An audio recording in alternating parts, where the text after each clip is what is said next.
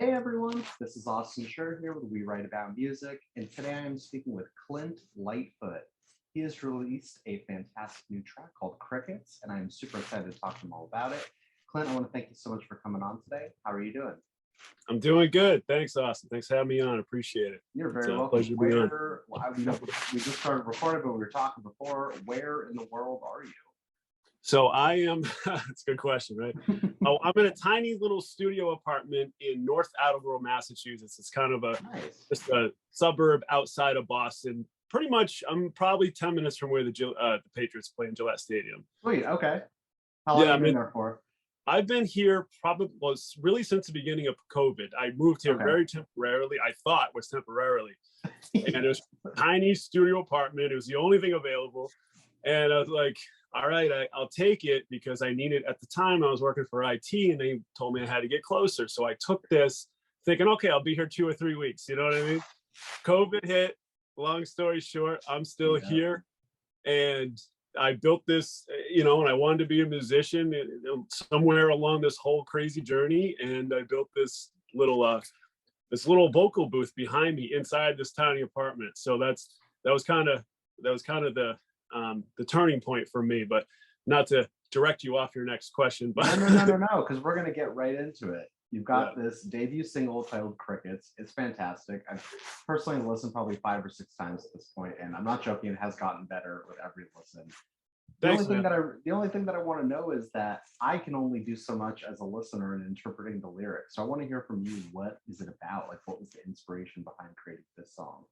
Exactly. Yeah, no, I appreciate it. And to be honest, like I'm inside my booth, like belting it out. You know what I mean? I'm pretty much screaming the lyrics because it's basically a song about, so the lyrics are, told your sister I messed up, flowers on your doorstep. Sincerely, I'm ready. My heart's got your name on it. Intentions in a letter, presents all addressed to you. No word, not yet. I've heard crickets from you. And then I go into It's Just Me and the Moon. And basically that song is about doing everything wrong after a breakup. Got it. Been there. Yeah. It was, and it's a true story. I mean, like, it's like you honestly, if you know you're screwed up and you want to fix it, you have this dire need to fix it. But some things you just got to let it go, and keep that space for, especially for that person, because that's just a respect for that person.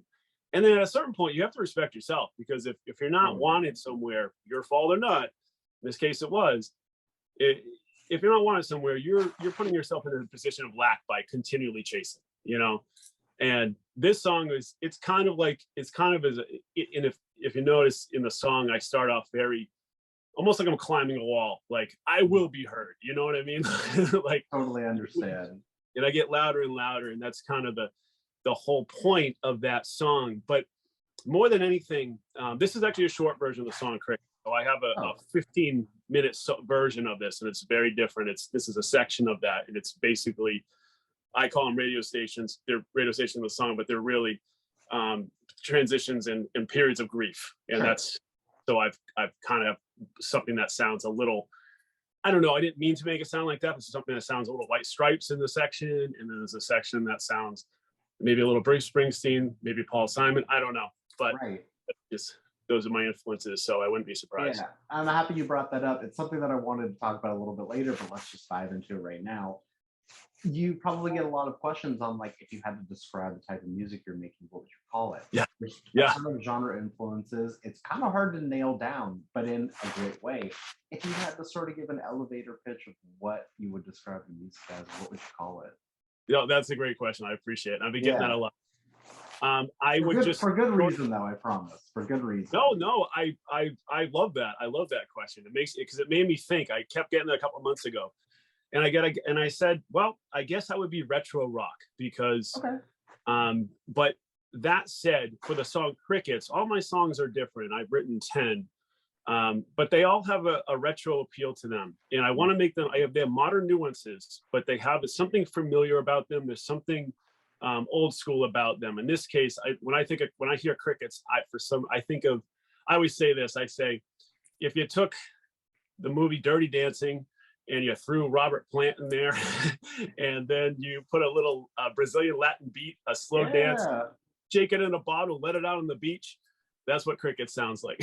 That's another great point. I'm happy you brought up the Led Zeppelin reference because that's where my mind went to immediately.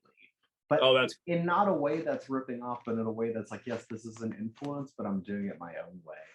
It's yeah. kind of the hard part. The hard part of making music nowadays is that there's too much music, and it's hard to differentiate yourself. When you actually hear something that's like, oh, this isn't like the other songs, it might seem memorable. And so it's things like that that make this, worth coming back to. Well, that's a huge compliment to me. That's what I want. I love the fact that everything's so modern. I love the fact that we are able to make our own music, but the only problem with that is that everything's too perfect.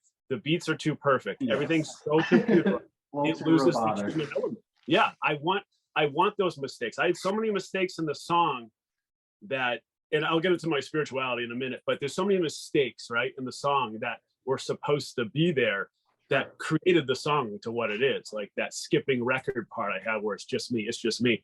I couldn't get around It's Just Me in the Moon. It was all one piece, but when I was recording, it kept separating it into two different sections. And I was like, I didn't do this. Why is it doing this? Right. And then after like the second attempt or third attempt, I was trying to fix it. Go, come on, man, it's a sign, dude. This is a skipping record. This is a cycle. This is something to catch in the song. So I left it in, and that gave it a different element. And that was, to me, that's that modern nuance. Like that, it's like a throwback to me of that, like almost like Primitive Radio Gods. It was this song. It's like, been downhearted, baby. That song. It had that kind of like appeal to it, that throwback to the 90s. Well, it's the imperfections that can make it special. You're too right. I mean, it's another thing I want to talk about is the production here. Obviously, you're at the helm putting this thing together and you want your vision to come true.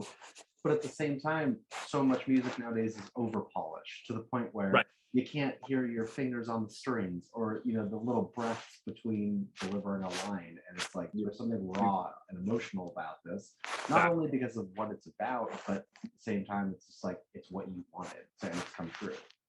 Yeah. You captured it, man. You know exactly what I'm going for, because I didn't loop anything. I played it all the way through. Every single note is alive, and I want my music to sound, even if you don't like it, or if someone likes it, or they're like, his voice doesn't fit, or something. It doesn't matter. I want it to feel alive. Yeah. And that song, to me, it breathes. It's the living entity, and I dig that about it. Nice.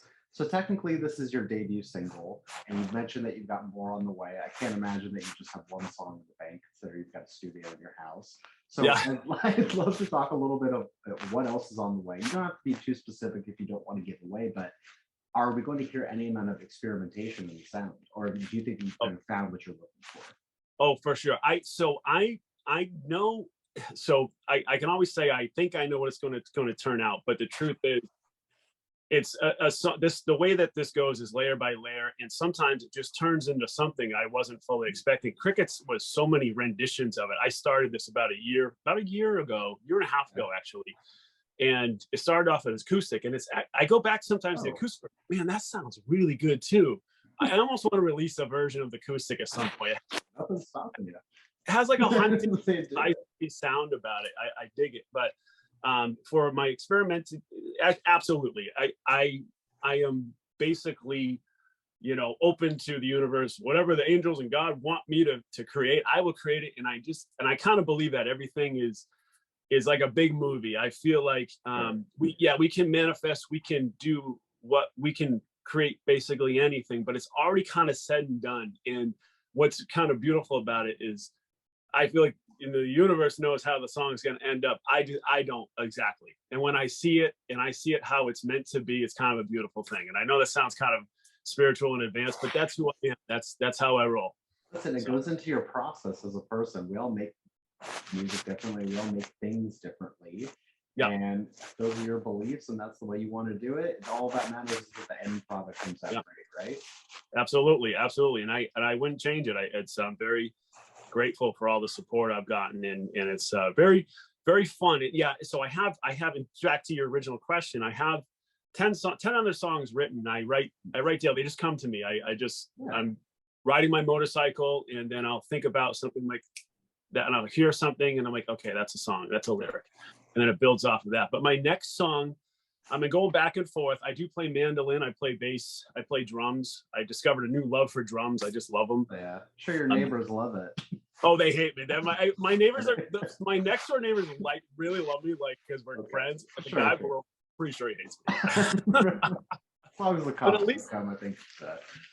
But at least they're the, you know, I try to at night. I did my best to. They're digital. The Elisa Strike Pro. Okay. They're so cool. They can do so many things and they sound real, you know, and it's really amazing. I know a lot of the drum purists would be like, no, that's trash. But the truth is, it's amazing. I can make so many different songs with this one kit. I will not be limited by this. Yeah. Yeah. Listen, we're in the future age of making music, whether it's the production and mixing, the mastering. Like, can't listen to the old heads anymore. They're a new era. And that's you nailed it. And with the mixing, I used Pro Logic, and I used Ozone for mastering. Okay. And what a cool application both of them are. I mean, they're incredible. I mean, it's like speaking a new language, though. It is. It's such a. It really is speaking a new language, and I haven't even tapped into what these can fully do. I haven't tapped into probably a quarter what they can do. Maybe not even that. I just did what I needed to do for the song, but it's just I really want to dedicate my time in learning just into just making just basically the science of music and the way it sounds in a car, the way it sounds on an iPhone. I want to have the absolute best experience for the listener, and that's something I'm dedicated. And I want to increase my craft. I mean, I play very emotionally and intuitively, but I want to get a little more speed, a little more skill, and those things come with time. I fully understand. I mean, it feels like so many people nowadays are listening to music on their phones, like not with headphones, but like through their laptop speakers. But there's so much attention paid to how it's going to sound in the end result. Like, invest in a nice pair of headphones, invest in a nice sound system. I promise it's going to pay off in the end. So, it all depends. Now, throughout the entire process of recording, whether it be thinking of what to write about or actually nailing that riff or whatever it is there something that you look forward to the most in the entire process of it? I think the finished product, like just being done and the sweet relief of being done. Yeah, it's like this is one of my musical influences, Chris Isaac, and I remember him in this. He says that it's like when you finish a song, it's like mowing the lawn, and then look at sit back and you open a beer and you just look at what you did. You're like, and I would say I enjoy the whole process. So I love the finished product. I listen to my own song now just to kind of psych myself up. I'm like, I did it, man. I got a song on here, and I actually like my own song. I would listen to it if it wasn't me. And that's kind of what I'm going for. If I can look back and look at my music and I enjoy it, then I won. No matter of how big it goes, I've already feel like I've won. So absolutely. Listen, I say this all the time. If you're the one spending the time and money and putting the effort into actually making the music, at the end of the day, if you don't want to put on your own music, like if you're making music for someone else, what's the point? And it feels like a job. You're doing this for exactly. Fun. Like rejection part of it. I mean, you could make your own music and get rejected by someone else. But what's worse is making music for someone else and still get rejected. Exactly. At least the first one, you loved your own stuff. Totally get it. And I don't mean to cut you off. I'm sorry. No, it's okay. I fully agree. Listen, you can make music for the masses, but there's always going to be the loud people that hate it in some capacity. So really, at the end of the day, you have to be the one that's like, I did a great job. I'm rocking out to this song. Like, let's go. Exactly, and that's what it is. If I enjoy it, that I've already won. But I feel like people are looking. I know Jim Morris has said this from the Doors. He's like, people are looking for something sacred, and I do believe that. I do believe that. But not only that, they're looking. So you got for the positive people, they're looking for something very sacred. For the negative people, they're looking for a moment of almost like science. It's almost like it's not the best comparison, but like, you ever notice when you're at a concert and then the lead singer stops singing for a second and there's a space in between the music and the singer, there's a moment of silence. That's when you hear the woo. It's not about that they loved that part. It's because they want to be heard. Yeah. They want to be Everyone part of wants it. And that's a attention. beautiful thing too. But some people just want to be heard, even if it's negative or positive. You know what? They can be heard. Let them be heard. If they want Right. to talk shit or trash, excuse me, trash, sorry. Well, you can say whatever you want. They don't talk shit about me. Perfect. Let them be heard because I can Totally. handle it. But if they want to say good things, let them be heard. I mean, that's what it comes down to. I'm ready for it all. So Right. No, this person paid money to be there. If they want to woo at me and tell me they love me, then who am I to say no? exactly right. Who am I to turn away your graces? I'm just the guy providing the entertainment. So, Exactly. I uh, just saw an awesome concert, by the way. I just saw Jack Johnson. nice. One of I my, have one of my tickets to him later this year.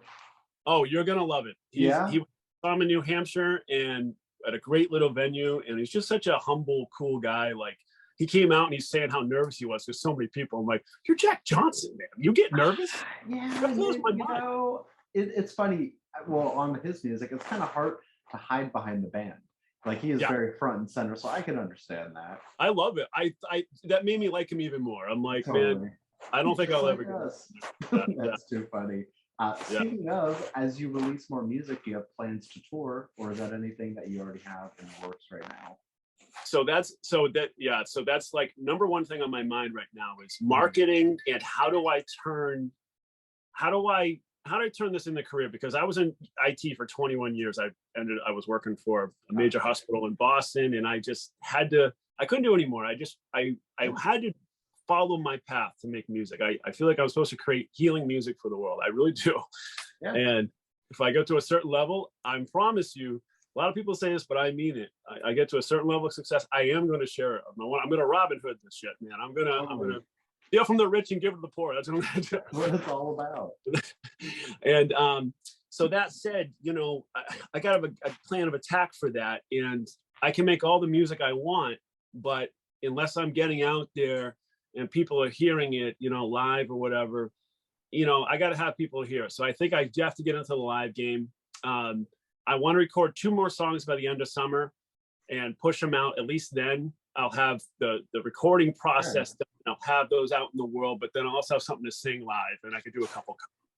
But I want to do some fun covers, like "Do You Think I'm Sexy" by Rod Stewart. That's a freaking great song. Gets the crowd going. It does. Infatuation. Yeah. Awesome. I don't see anyone else doing covers of that, so I think you're set. I want to mix. And you could take my idea. That's okay. You guys can take it. It's a cool idea. But I want to mix Moon Dance with Stray Cat Strut, because I think those would be really cool together. Just like fun stuff. I want to, Kiss and what is it? Is it Sex by George Michael? I don't know. I Want Your Sex and then Kiss put those together. You got a badass song, man. Mashups are fun. So I want to do couple mashups. Yeah. How about of your unreleased songs, is there one that you're looking forward to playing live the most? I would probably say yes. I have a ssong called Code I wrote about my son.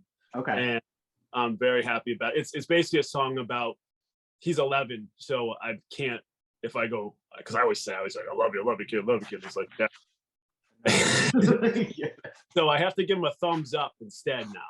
Sure. And so my song is about that, and it's about the signal for that I love you, man. And cool. And that's the one. I think that one just it'll feel just it's a fun beat, it's a fun rhythm, it's beautiful, and it's I think a lot of parents can relate. So I think that's one I'm really looking forward to playing. Awesome. All right, Clint, I've got a couple more questions for you at this point, but I want to know, what are you listening to in your free time, and does what you listen to have any direct effect on the music you're making? So great question. Especially when I'm recording, I try not to listen to anything because I don't want to be influenced. I want my stuff to be 100% mine. I don't even want to question it, That said, now that I've finished recording at least Crickets, I've opened up to, I love Jack White. I love the White Stripes. I got Jack White's newest album, or not the newest album, this album from April. And yeah, it's killer. It's Fear of the Dawn. Is that it? Fear of the Dawn. Right? It is awesome. Yeah. It's so good. I have it on vinyl right here, nice. And I've been cranking that lately. I love John Mayer. I love John Mayer's last album. I just saw him in concert a couple of weeks ago. I brought my son for the first time. I love his song Wild Blue. Is such a interesting song and came at a perfect time in my life where I was recording all this stuff and going through this, whatever I was going through. Sure. And his time, he has another song, Till the Right One Comes, I absolutely love. I listen to old stuff. I love B.B. King. I love Ben E. King. I love, I love Zeppelin, of course I do, but I love Motown. I love the classic stuff. I love Dion and the Belmonts. That's not Motown, but it's like, I'm the Wanderer, yeah, the Wanderer. Yeah. I love that. Like the 50s is like, I love that doo-wop. I like Billy Joel. You name it. I'm not, I wouldn't say I like Diana Ross. I was just listening to some stuff the other day. It's like, it's just good. If it hits me, I love it. It doesn't matter what I don't care what genre. If it moves me, I love it. Totally agree. Clint, I've got one more question. Basically, the question for you is for the person that is going to discover you from this, and for the person that's going to listen to your music for the first time, what is an opening message that you'd like to say to them? I would say, this is a good question, man. I like these. I would say, what you see is what you get. I'm not fake. I dress like this normally. I play like the way I play. I act like the way I act, the way I'm in this interview, the way I am out in the world. I don't think anyone's above or below anybody, regardless of status. No matter how big I get or if I stay here, it doesn't matter. I'll treat everyone the same, and I expect them to treat me the same. Whatever success I get from this, I will do it to help the world. And I truly believe that's my path. And when you listen to my music, I want you to see how you feel about it. Whether you love it or hate it, just let it sit, let it move through you and see how you feel. But, it's all open for interpretation. No one has to accept it, but I do want you to listen to it. And I and I want to collaborate. I want to just live my dream. Hey, the selfish part of me wants to live my dream of self-sustaining and just forever creativity and just inspiration. I want to inspire myself and I want to inspire others. But the unselfish part, I want to help people with that same success. So a little bit of both. Give and take. Awesome. So, fantastic answer. Clint, let me please plug your music for you one more time. The song is called Crickets, but as it sounds, there's a ton more on the way. So we're going to have links in the article so that people can listen, follow, and share, and do all that fun stuff, and really just keep up with what you're doing. But I sincerely want to thank you so much for taking the time out of your day. I'm so happy that we can make this work. Oh, I thank you. You're an awesome interview guy, and I really appreciate it. And I really appreciate your time, and thank you. It's a pleasure to be on here. You're very welcome, man. Well, I hope you have an amazing rest of your day and a great weekend, and I hope to talk soon. Awesome. Thanks, Austin. Take care. Talk to you later. Bye-bye. Bye.